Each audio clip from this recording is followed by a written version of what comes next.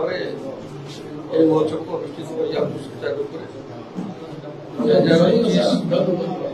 सुचारू रूप महोत्सव आज शुभकुंडी करागला कमिटर समस्त सदस्य उपदेष्टा मंडली भद्र व्यक्ति मान उपस्थित थे।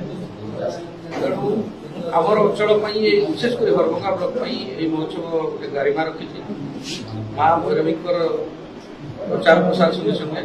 आमर अंचल कला संस्कृति परंपरा ऐतिह्य भाईचारा सृष्टि कर महोत्सव निश्चित भाव में सहायक हो। तेणु आगामी दिन में पूर्व अपेक्षा निश्चित भाव में महोत्सव द्विगुणित हो स्वतंत्र भूल रही वर्ष से सब सुधारी महाभैरवी महोत्सव को केमती आम ओडिशा एक नंबर हिसाब से करूँ से आम सब जिन प्रस्तुत आम रहा चेष्टा करूँ शांति श्रृंखला सहित केमती महोत्सव सर से पूरा प्रकार प्रस्तुति करने चेष्टा करूँ। महोत्सव कौन वार्ता देव आम ये संस्कृतिर आम सांस्कृतिक परंपरा आम ऐतिह्य आम लोकनृत्य आमर